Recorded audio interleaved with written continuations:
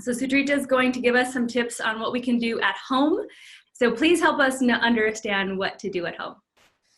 Yeah, so at home, what we want to do is we're inviting the goddess into our space. We're inviting all these divine beings. So we're bringing literally heaven on earth.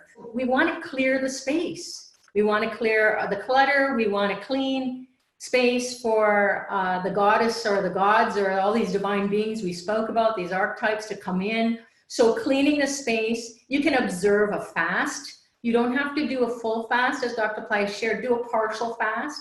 So you're just going to avoid things like meats and dairy and maybe your wine and cigarettes if you need to. Now, you don't want to go cold turkey if you're going to be disturbed, but maybe you can just cut back a little bit, because then your focus is going to be receptive to the divine. You're going to be in this divine headspace and body space, because when we eat too much, it's heavy, we're sluggish.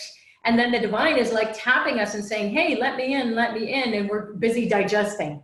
So our food or our wine or whatever it is, we're not alert.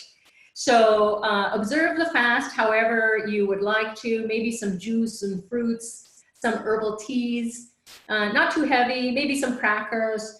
So whatever you'd like to do. Some people go hardcore and eat nothing. You got to be careful, because you got to watch your blood sugar, because you want to be alert. We want to get into a divine mindset. If you have vibhuti, which is white sacred ash, you can apply that on your forehead, and kumkum is the red powder. You can put it on the spot between your two eyebrows, and that will help you to get into a divine state of mind, a divine mind. And then you can chant Shreem Brzee. So Shreem Brzee chanting can be done. Shreem Brzee meditating can be done. There are lots of free YouTubes. There are Shreem Brzee courses that are in Pillai Center as well, that are evergreen courses, so you can do it your self-study, you can do it on your own. So please look into that and see what resonates with you. And that will, when it resonates with you and you go, oh, I think I'm going to do this, it's actually the goddess saying, yes, please feed me. Feed me what will make me to give you the blessings. So you can shower before you do a meditation or a prayer, or you're going into a deep chanting session. People chant for hours and hours on end. We have 24 hours to do it. So you can be chanting out loud. You can be chanting internally, silently. You can be chanting when you're traveling. You can be chanting in between your calls at work, your meetings at work, on your breaks. If you're at home, you can be chanting whenever you can. Meditating again. So you want to dress up even like the goddess, and you don't, it doesn't mean that you have to wear a dress. It could mean that you are dressing like a regal person or someone who has a lot of wealth.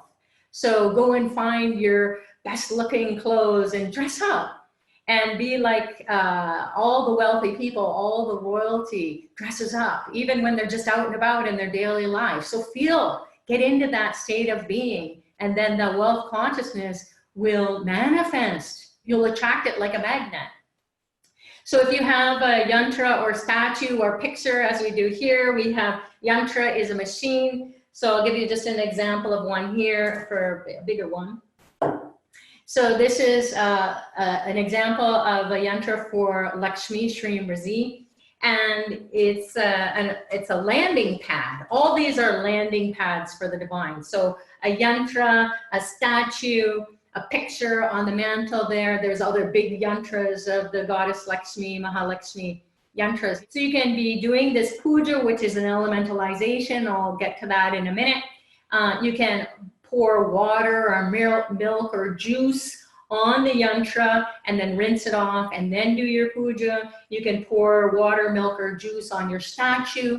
And if you have a laminated picture of the goddess, you can pour water, milk, or juice on that laminated picture. And it will start to come alive, because hydration, the ceremony is also known as a hydration ceremony. Akshaya Tritiya is a power time across the globe where jewelers are just in their glory, because it is a time to buy gold.